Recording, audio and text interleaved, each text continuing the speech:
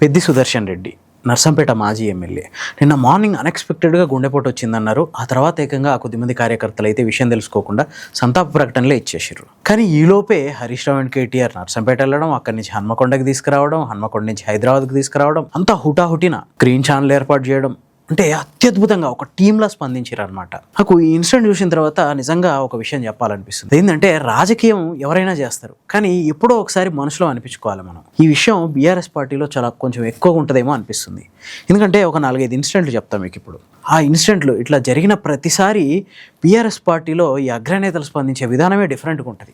సాయి చంద్ గుర్తున్నాడు కదా, అసలు ఒకప్పుడు సాయి చంద్ పాట లేదే కేసీఆర్ సభే ఉండకపోయేది. అంటే బీఆర్ఎస్ పార్టీ ఏ సభ పెట్టినా సాయి చంద్ పాటలతో మారుమోగిపోవాల్సిందే, అంతటి ఇంపార్టెన్స్ ఉండేది ఆయనకి. ఆయన కూడా ఇట్లనే ఉన్నట్టుండి ఒకరోజు అన్ఎక్స్పెక్టెడ్గా గుండెపోటుతో చనిపోయిండు. ఆ టైంలో హరీష్ రావు అండ్ కేటీఆర్ అసలు ఏదో మేము పార్టీ నేతలం, మా పార్టీలో ఒక నేత చచ్చిపోయిండు, ఇంటికి వెళ్ళినాం, పరామర్శించినాం, వచ్చేసినాం, ఇట్లా కాదు. మొత్తం మన ఒక ఫ్యామిలీ మెంబరు, అంటే మన పెదనాయనో మన చిన్నాయనో వచ్చి మనెమ్మటి ఉండి మనతోటి మొత్తం కార్యక్రమాలన్నీ మనతోటి చేయించి, మొత్తం అన్ని కార్యక్రమాలన్నీ అయిపోయిందాక మన భుజం మీద చేసి మనెమ్మటి ఉంటారు చూసినా, అట్లా ఉంటుంది అలా పరిస్థితి. సాయి చంద్ర చచ్చిపోయినప్పుడు ఇమీడియట్గా హాస్పిటల్ నుంచి మొదలు పెట్టుకుంటే ఆయన సొంతూరికి తీసుకెళ్ళి అక్కడ అంత్యక్రియలు చేసి మొత్తం ఆ కుటుంబం కుదుటపడ్డదాకా అగ్రనేతలంతా వాళ్ళ కుటుంబానికి అనుక్షణం అండగా ఉన్నారు. వాళ్ళ పక్కన కూర్చోవడం, ఓదార్చడం, అంటే ఏదో ఒక మన ఫ్యామిలీ మెంబరు, మన దగ్గర చుట్టం, మనకు ఎంతో ఆప్తుడు చేసినట్టు అన్ని సపర్యలన్నీ చేస్తుండడం. సేమ్ ఇదే విషయం మాగంటి గోపీనాథ్ చనిపోయినప్పుడు వాస్తవానికి కేటీఆర్ ఇక్కడ లేడు. మొత్తం హరీష్ రావు మొత్తం ఆ టైంలో అంతా ముందుండి అన్నీ సెట్ చేసి ఈలోపు కేటీఆర్ రావడం, కేటీఆర్ వచ్చిన తర్వాత మళ్ళీ ఫ్యామిలీ అంటే ఒక ఓదార్పు మాట. బాధలో ఉన్నప్పుడు జస్ట్ ఒక నమస్కారం పెట్టి, ఒక పూలదండేసి, భుజం మీద చెయ్యేసి ఇట్లా అని వెళ్ళిపోవడం వేరు.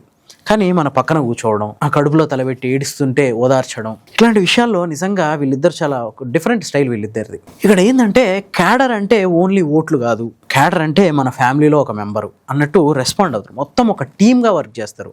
Not only Harish Rao and KTR, మొత్తం బీఆర్ఎస్ నేతలు ఒక కింది స్థాయి కార్యకర్త నుంచి అగ్రస్థాయి నేతల వరకు కూడా ఒక టీంలా వర్క్ చేసి ఆ తర్వాత విషయాలు తెలియదు మళ్ళీ.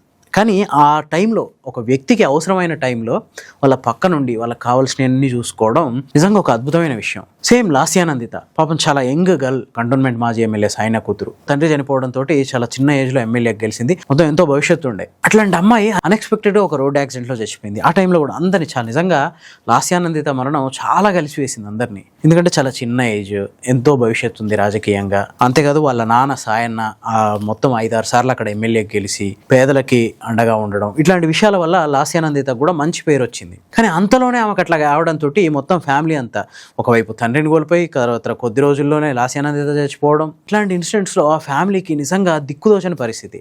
ఆ టైంలో కూడా ఇట్లనే కేటీఆర్ అండ్ హరీష్ రావు ఇద్దరు మొత్తం అమ్మాయి చనిపోయిన దగ్గర నుంచి పోస్ట్ మార్టం అయిపోయి ఇంటికి వచ్చి అంత్యక్రియలు జరిపి మొత్తం వాళ్ళ ఫ్యామిలీ మెంబర్స్తో పాటు అన్ని కార్యక్రమాల్లో పాల్గొని కొంచెం భావోద్వేగంతో మాట్లాడడం, వాళ్ళకు ఓదార్పు మాటలు చెప్పడం, 1-2-3 సార్లు వెళ్ళి పరామర్శించి రావడం, ఏం కావాలి వాళ్ళకి, నెక్స్ట్ ఏం కావాలి అన్నది ఆలోచించడం, వాళ్ళకి కావాల్సినవి సమకూర్చడం, ఇవన్నీ సేమ్ నిన్న పెద్ది సుదర్శన్ రెడ్డి విషయంలో కూడా అసలు చాలామంది చనిపోయారని చెప్పి మొత్తం సంతాప ప్రకటనలే ఇచ్చారు. కానీ ఆలోపే హన్మకొండకు తీసుకురావడం, అక్కడ 9 సార్లు సిపిఆర్ చేయించారు. నిజంగా ఎంత ప్రయత్నిస్తే జరుగుంటుంది అది. 9 సార్లు సిపిఆర్ చేయించి మళ్ళీ అన్ని ఒక మంచి అంబులెన్స్ తీసుకొని అతన్ని హైదరాబాద్లో యశోద ఆసుపత్రికి తీసుకొచ్చి ఇక్కడ అద్భుతమైన ట్రీట్మెంట్ ఇప్పించి అవసరమైతే ఢిల్లీ నుంచి వైద్యుల్ని పిలిపిస్తా అని చెప్పడం, కేటీఆర్ హరీష్ రావు ఇద్దరు ప్రత్యేక చొరవ చూపించడం, ఆ తర్వాత కేసీఆర్ స్వయంగా వెళ్ళి పరామర్శించి రావడం, ఇట్లాంటి అన్ని పార్టీలో ఉన్న ఒక మానవతా పరిమళాలు అంటారు చూసినా, అట్లా ఒక డిఫరెంట్ స్టైల్ వాళ్ళది. అంటే రాజకీయం అనేది ఎవరైనా చూస్తారు. ఒక 4-5 ఏళ్ల క్రితం ఈటల రాజేందర్ కూడా కాలో ఏదో ఇరిగి ఒక 15 రోజుల పాటు హాస్పిటల్లో ఉన్నాడు. ఆ టైంలో కేసీఆర్ అయితే ఫ్యామిలీతో సహా, అంటే భార్య విజయమ్మని, అట్లాగే కేటీఆర్ భార్య శైలిమ, వీళ్ళందరూ కలిసి వెళ్ళి పరామర్శించి రావడం. అంటే ఒక మన ఫ్యామిలీ మెంబర్స్లో ఒకరికి ఏదన్నా అయితే మనం ఎట్లా చూసుకుంటామో అట్లా వీళ్ళంతా ఏదైనా ఆపద వచ్చిన టైంలో ఒక ఫ్యామిలీ మెంబర్ లాగా రెస్పాండ్ అవ్వడం, మేమున్నామనే భరోసా ఇవ్వడం చాలా మంచి విషయం. ఇక్కడ మనందరం ఒక విషయం అబ్జర్వ్ చేయాలి.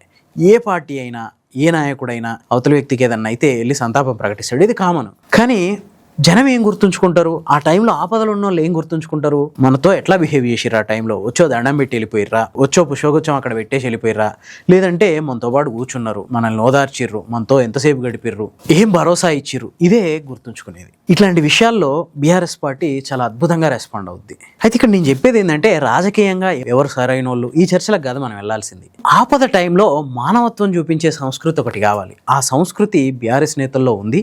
మిగతా వాళ్ళు కూడా ఈ విషయాన్ని నేర్చుకోవచ్చు అని మాత్రమే ఇక్కడ చెప్తున్నా. మరి మీకేమనిపిస్తుంది? కామెంట్స్లో చెప్పండి. ఈ వీడియో కనుక నచ్చితే లైక్ చేయండి, షేర్ చేయండి. ఇలాంటి మరిన్ని మంచి కథనాల కోసం ది ఫోర్త్ ఎస్టేట్ ఛానల్ని సబ్స్క్రైబ్ చేసుకోండి.